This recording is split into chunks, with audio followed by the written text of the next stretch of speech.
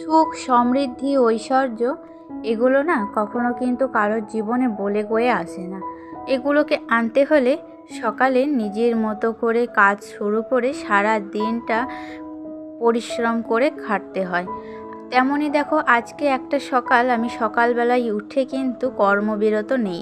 আসলে আমি যদি একদিন কর্মবিরত থাকি তাহলে কিন্তু আমার সংসার হয়ে উঠবে অগোছালো। তাই আমি সকাল থেকে উঠে একবারে রাত পর্যন্ত নিজের সবটুকু পরিশ্রম দিয়ে নিজের সংসারটাকে, যাতে সংসারে সুখ, সমৃদ্ধি, ঐশ্বর্য কোনো কমতি না থাকে, তাই জন্য কিন্তু সকাল থেকে রাত অবধি দিন রাত পরিশ্রম করে চলে যাই। হ্যালো এভরিওয়ান, আমি সুমি। আশা করি যে যেখান থেকে আমার ব্লগটি দেখছো সকলেই খুব ভালো আছো, আর আমিও বেশ ভালো আছি। আজকে সকালবেলায় ঘুম থেকে উঠেই দেখো, প্রথমে বাসি কাপড়টা ছেড়ে নিয়েছি, তারপরে চুলটাকে ভালো করে টাইট করে বেঁধে নিয়েছি। সকাল থেকেই এত ভ্যাপসা গরম ধরেছিল যে চুলটাকে যদি ভালো করে না বাঁধছিলাম তো চোখের মুখের উপরে পড়ছিল, আর কাজে কিন্তু ডিস্টার্ব আসছিল। তাই আমি চুলটাকে ভালো করে বেঁধে নিয়ে তারপর কিন্তু কাজে লেগেছি।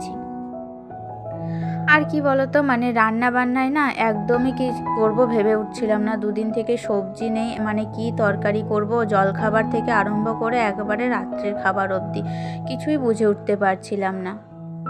এই সময় একটু বুদ্ধি খাটিয়ে নিজের সংসারটাকে ম্যানেজ করতে হয়।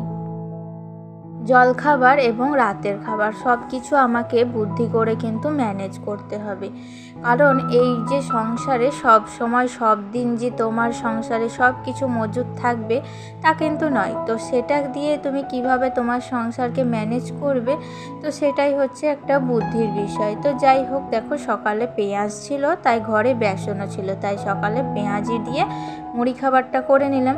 আর এখন আমি দেখো চলে এসেছি বেডরুমে। তো জলখাবারটা বানিয়ে নেওয়ার পর ঘরের কিছু টুকিটাকি কাজ ছিল, তো সেই কাজগুলোই আসলে সারছি। আর কালকে রাত্রে থেকে কারেন্ট ছিল না, তাই সারা রাত এই যে চার্জারের চার্জারটা কি বলতো চার্জ শেষ হয়ে গিয়েছে। সকাল থেকে উঠেই ভাবলাম আগে কারেন্টের চার্জটা দিয়ে দিই। সারা দিনে যদি এদের ফুল চার্জ হয়ে থাকে না, তাহলে একটা কাজ কারেন্ট চলে গেলেও কিন্তু অসুবিধা হবে না।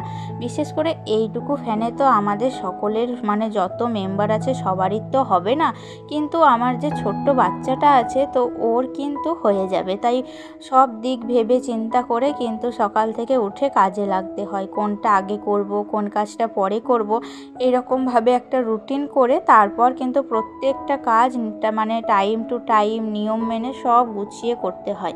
তো যাই হোক দেখো, তারপর টেবিলটা একটু অগোছালো হয়েছিল, তো টেবিলটাকে ভালো করে পরিষ্কার করে নিলাম। আর বাবুর কিন্তু কাল থেকে পরীক্ষা শুরু হয়ে যাবে, তাই বাবুর বইগুলো রাত্রে পড়িয়েছিলাম, তারপর ওখানেই রেখে দিয়েছিলাম। তো সকালবেলায় উঠে আসলে দেখো আমি এখানে গুছিয়ে রেখে দিলাম। তো যেহেতু আজকে হচ্ছে রবিবার, আর এখন বাজে ওই সকাল 7:35 মতো, তো এখন থেকেই দেখো তোমাদের সঙ্গে নিয়ে আমার ব্লগটি শুরু করছি। আর দেখো আলুগুলো প্রথমে কেটে নিয়ে সিদ্ধ করে দিয়েছিলাম। আসলে কি বলতো, বাজারে আলু ছাড়া আর পেঁয়াজ ছাড়া কোনো সবজি নেই, তাই কি করব তরকারি প্রথমেই বললাম তোমাদের ভেবেই উঠতে পারছিলাম না। তাই দেখো আলুগুলোকে তো প্রথমে সিদ্ধ করে নিলাম, আর ওদিকে ভাতটা বসিয়ে দিয়েছি। এখন দেখা যাক কি কতদূর করতে পারি। কাজ করতে করতে যতটুকু যা মাথায় আসবে ততটুকু দিয়েই আজকে রান্নাটা আসলে কমপ্লিট করব। আর তারপরে চলে এসেছি বেডরুমে। তো বেডরুমটা একটু গুছিয়ে নিচ্ছি আর কি। আর বাবু আছে আমার সাথে, বুঝতেই পারছো রবিবার সারাদিন বাড়িতে ওর ছোটাছুটি দাপাদাপি শেষ নেই। তাই দেখো এখন কিন্তু আমাকে একটু হেল্প করছে আসলে বালিশগুলো তুলে দেওয়াতে, তারপরে এই যে বিছানা তোলাতে একটু সাহায্য করছে আর কি। কি বলতো, ছোট্ট থেকে যদি একটু কাজে সাহায্য করতে শেখে না, তাহলে কিন্তু ওদের মানসিকতাটা একটু আলাদা হবে।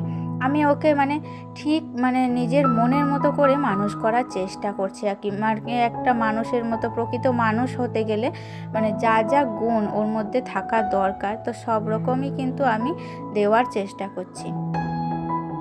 আর আমি বলে নয়, প্রত্যেকটা মাই কিন্তু তাই চায়, তাদের ছেলে যেন ঠিক মানুষের মতো মানুষ হতে পারে।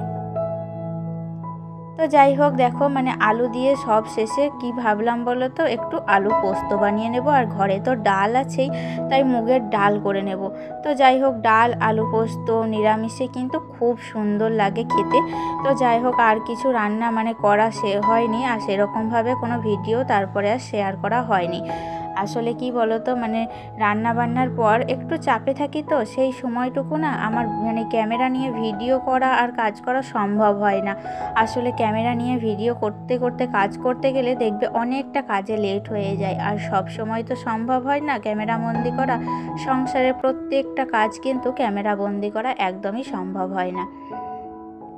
তাই একেবারে চলে এসেছি বিকেলবেলায়, আর বিকেলবেলায় আকাশটা কিন্তু সূর্য ডুবছিল, এত সুন্দর লাগছিল, তাই তোমাদের সাথে একটু শেয়ার করে নিলাম। আর এখন দেখো মানে প্রচুর জামা কাপড় পরে আছে ছাদের উপরে, তো জামা কাপড়গুলো তুলে নেব এক এক করে, তারপর সেগুলো গুছিয়ে রাখবো আর কি।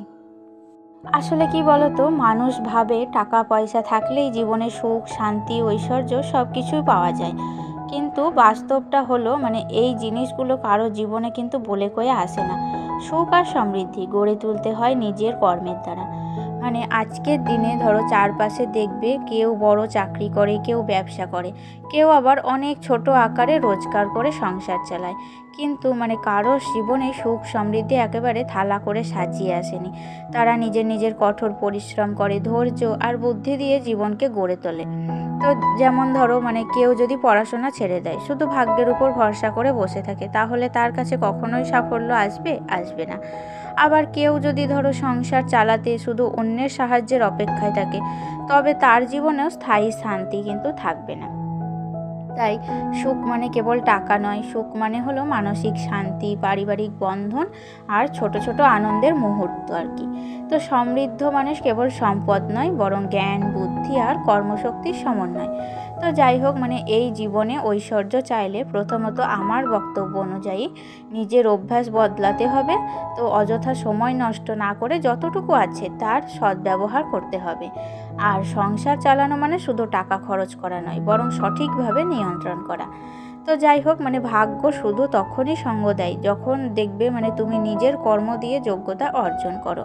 তাই সুখ সমৃদ্ধি চাইলে আমাদের সকলেরই উচিত পরিশ্রম করা, সততা বজায় রাখা আর নিজের কর্মকে গুরুত্ব দেওয়া।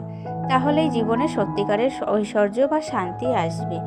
তো মানে আমি আমার বাস্তব জ্ঞান থেকে কিন্তু এইগুলো তোমাদের সাথে শেয়ার করছি। মানে আমি এইটুকু জীবনে যতটুকু মানে বুঝতে পেরেছি আর কি, যতটুকু অর্জন করেছি, তো সেটাই তোমাদের সাথে শেয়ার করা।